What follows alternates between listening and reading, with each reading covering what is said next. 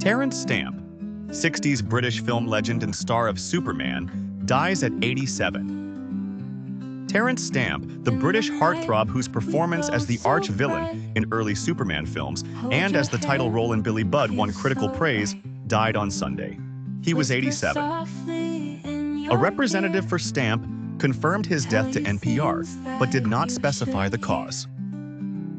He leaves behind an extraordinary body of work, both as an actor and as a writer that will continue to touch and inspire people for years to come, Stamp's family wrote in a statement. Often associated with the swinging 60s, Stamp became a sought-after actor for both his distinctive good looks and the versatility of his performances, portraying everything from a humble sailor to shadow-haunted supervillains.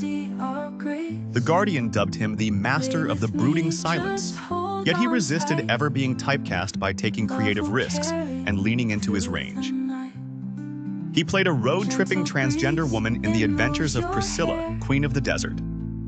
Writing in 1994 when the film was released, critic Roger Ebert said, "At the beginning of the film, we're distracted by the unexpected sight of Terence Stamp in drag, but Stamp is able to bring a convincing humanity to the character."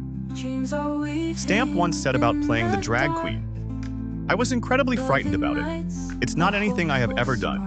But I happened to be having an afternoon tea with a fellow actress who was a very wise woman, and she was flicking through my script and told me to do it." It grossed $16 million in the Australian box office, notched the Oscar for Best Costume Design, and became one of the generation's most iconic Australian films. Born in East London, the son of a tugboat worker and a homemaker, Stamp has said his working-class background set him apart from other actors, who at the time mostly came from more affluent upbringings. He dabbled in other fields, including advertising, and a stint working in a hospital before he began doing theater in England, against the advice of his father and counselors at schools. When I asked for career guidance at school, they recommended bricklaying as a good regular job, he told the Sunday Business Post in 2011. Stamp has said after his father came back from World War II, he was a very emotionally closed-down guy, but credits his mother with supporting his drive to become an actor, noting in his memoir that she was an inveterate moviegoer. At 24, Stamp landed his breakout role with Billy Budd, adapted from a Herman Melville novel, where critics noted that his sinewy, boyish frame and the face of a Botticelli angel made him the perfect lead role sailor. The film earned him an Oscar nomination and a Golden Globe for Most Promising Male Newcomer.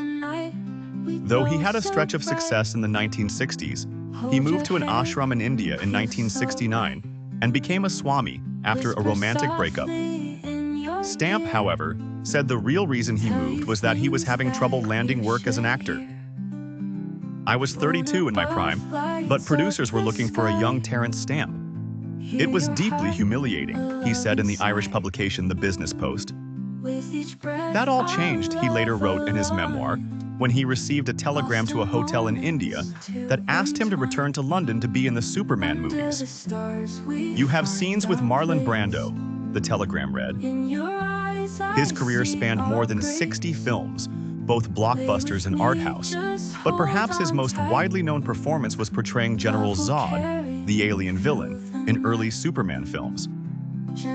In his memoir, The Ocean Fell into the Drop, Stamp describes being mesmerized at an early age by Cary Grant in The Bishop's Wife, the 1947 classic Christmas comedy. "When I discovered he'd been born Archie Leach and was a working-class lad from Bristol, I was impressed in ways it's hard to explain," Stamp wrote. "I didn't stop watching television.